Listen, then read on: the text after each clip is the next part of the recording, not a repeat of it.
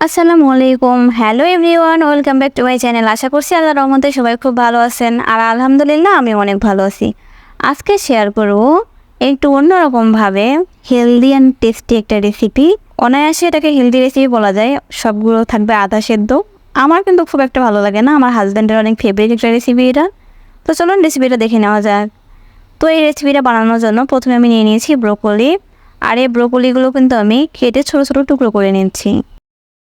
দেখতে পাচ্ছেন আমি কীভাবে টুকরো করে কেটে নিয়েছি। এবার এই ব্রোকলিগুলো কিন্তু আমি ভিজিয়ে রাখবো। এবার কেটে নিচ্ছি গাজর। প্রথমে গাজরটা কিন্তু আমি মাঝখান দিয়ে কেটে টুকরো করে নিয়েছি। এবার সাইড দিয়ে কেটে কেটে এভাবে কেটে নিয়েছি। দেখতে পাচ্ছেন বেশি মোটাও না বেশি চিকনও না, এভাবে কিন্তু আমি কেটে নিয়েছি। এবার কেটে নিচ্ছি মাশরুম।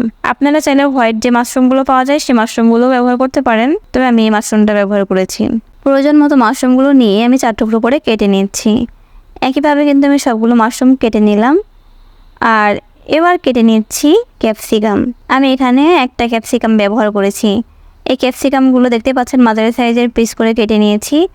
আর বোটার অংশের কাছে যে বীজের অংশটা থাকে সেই অংশটা কিন্তু আমি বাদ দিয়ে দিয়েছি। এবার কেটে নিচ্ছি রসুন। আমি এখানে 3 কোয়া রসুন ভালোভাবে কেটে নিয়েছি।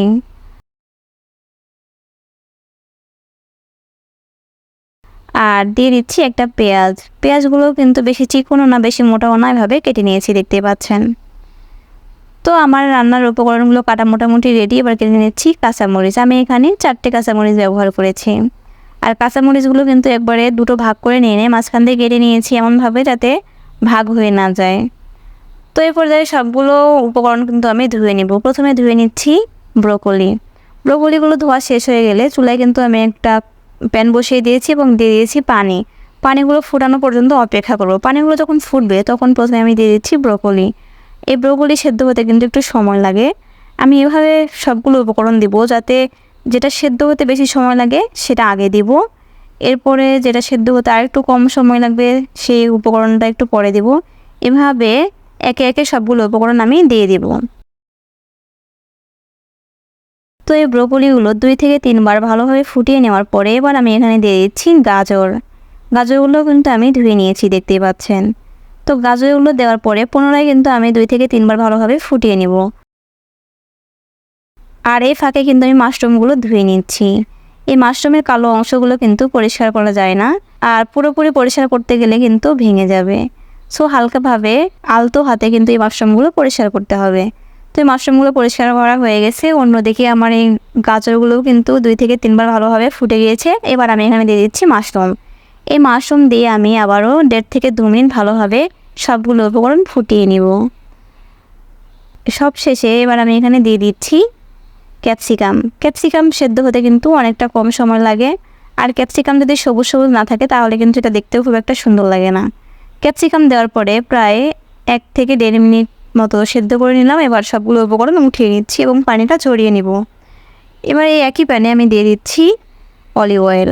আপনারা চাইলে রান্নার তেল ব্যবহার করতে পারেন, তবে অলিভ অয়েল ব্যবহার করলে এটার গুণাগুণ ভালো থাকে। এই অলিভ অয়েলটা যখন গরম হয়ে যাবে তখন আমি এখানে দিয়ে দিচ্ছি কাঁচামরিচ। আমি এখানে 4টে কাঁচামরিচ দিয়ে দিলাম। এই কাঁচামরিচগুলো হালকা ফ্রাই করে নেওয়ার পরে এবার আমি এখানে দিয়ে দিচ্ছি রসুন কুচি। এই রসুনগুলো কিন্তু আমি হালকা ফ্রাই করে নেব, পুরোপুরি ফ্রাই করার প্রয়োজন নেই। প্রায় 1.5 থেকে 2 মিনিট লো হিটে রেখে এগুলো কিন্তু ফ্রাই করে নিলাম। এবার এখানে দিয়ে দিচ্ছি পেঁয়াজ কুচি। একইভাবে পেঁয়াজগুলো কিন্তু হালকা ফ্রাই করে নেব। পেঁয়াজগুলো হালকা ফ্রাই হয়ে গেছে দেখতেই পাচ্ছেন। এবার আমি এখানে দিয়ে দিচ্ছি dark soya sauce. Dark soya sauce দিয়ে একটু নেড়ে চেড়ে নিলাম। আর একটু পরেই দিয়ে দিচ্ছি 1 চামচ ওয়েস্টার সস।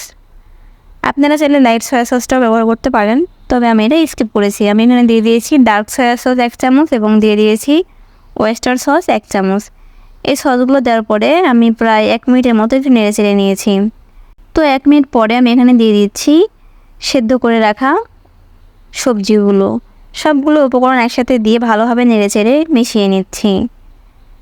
আর টেস্টটা অবশ্যই দেখে নেবেন, যদি লবণের প্রয়োজন লাগে সেক্ষেত্রে লবণটা দিয়ে দিবেন। তো আমি এখানে সামান্য পরিমাণে একটু লবণ দিয়ে দিলাম আর দিয়ে দিয়েছি ব্ল্যাক পেপার।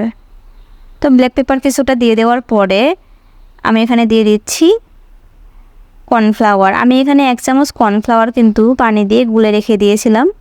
তো এই কর্নফ্লাওয়ারটা এবার দিয়ে দিলাম। দিয়ে দেওয়ার পরে 1.5 থেকে 2 মিনিট ভালোভাবে নেড়েচেড়ে নেব। আর এই 1.5 থেকে 2 মিনিট ভালোভাবে নেড়েচেড়ে নিলেই কিন্তু আজকের রান্নাটা কমপ্লিট হয়ে যাবে। বেশিক্ষণ ধরে রান্না করার প্রয়োজন নেই। বেশিক্ষণ ধরে রান্না করতে গেলে ব্রোকলি কিংবা ক্যাপসিকাম আর গাজর কিন্তু বেশি সেদ্ধ হয়ে যাবে, তখন কিন্তু এটার টেস্ট খুব একটা ভালো আসবে না। তো দেখতেই পাচ্ছেন আজকের রান্না কমপ্লিট। তো আজকের রেসিপিটা কেমন লেগেছে অবশ্যই জানিয়ে দিবেন। চাইনিজরা কিন্তু এটা খুব পছন্দ করে। চাইনিজরা কি বলবো, আমার হাজব্যান্ড এটা কিন্তু অনেক পছন্দ করে। আর আমার এক কথা একটু ভালো লাগে না, আমি এরকম আদা সেদ্ধ সবজি খাইতে পারি না। তো সবাই ভালো থাকবেন, সুস্থ থাকবেন। আল্লাহ হাফেজ, আসসালামু আলাইকুম।